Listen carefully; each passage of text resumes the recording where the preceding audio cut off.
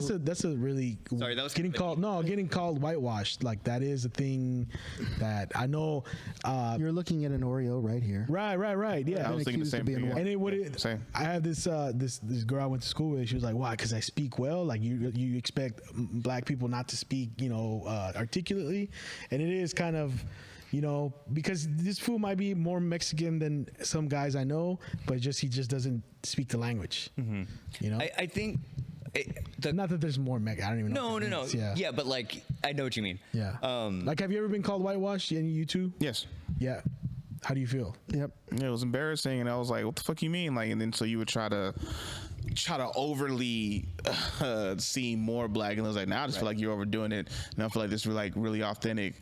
But then it was like, "Yeah, I spoke proper. I went to white schools growing up, mainly because the schools that was around my neighborhood or whatever wasn't excelling well. So my mom put me in a school where I would excel, that I wouldn't get put in like certain classes, and that I had like more of a chance when it comes to college. My mom always put me in schools that helped me get to college. Like, this school will be great for you because when you go to college, like she put that in me since I was like 5 years old. When you go to college, when you got I'm like, oh, we'll see you. Like, it's like, no, when you go to college, this school will help you get there. Yeah. It was always one of those things. Even playing football, it was okay when you go to college because you're playing football, but then also with good grades too. If football doesn't work out, like this is a school that will help you. Mm-hmm. So it was always one of those backings of this will help you go speak like this. Also, the funny thing about it too, because we use the term speaking well. My dad's from Louisiana, and then he would always correct my language because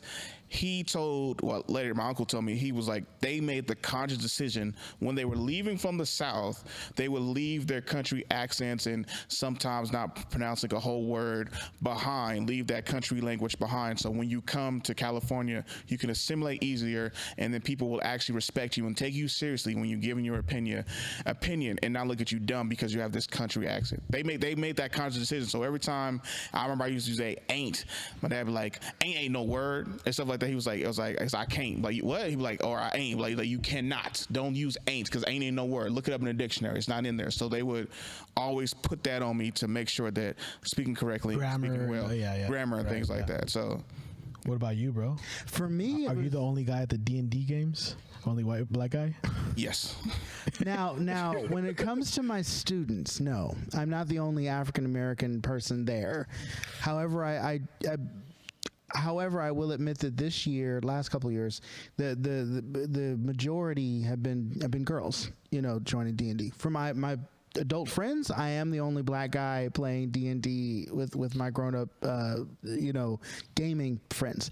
But like, I feel like once you're out of the high school environment, who cares if they call it? You know what I mean? Yeah, for sure. But during the high school years, I had some conflict about like the notion that I was an Oreo.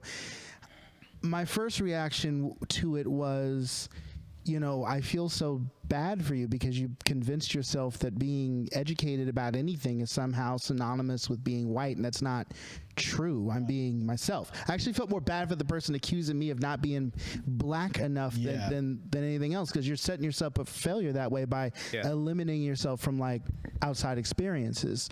That said, it wasn't until I got a little bit older. I also started to code switch, to kind of fit in more, right? So like the way I'm talking now, I started to like try to sound more quote unquote ghetto, as it were. I feel you. Like I started cussing more. I started cussing more and all that sort of stuff just to kind of like fit in with everyone else.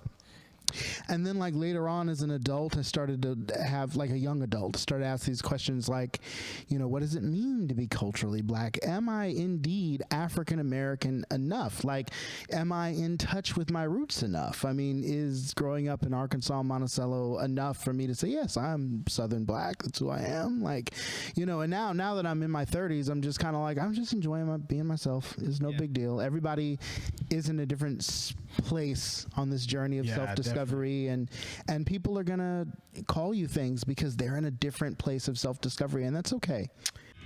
Did you know that the Voice Party has merch? T-shirts, hoodies, wall clocks, bath mats, even mini skirts. We will throw our logo on absolutely anything. Click the link in the description below and pick up some Voice Party merch today.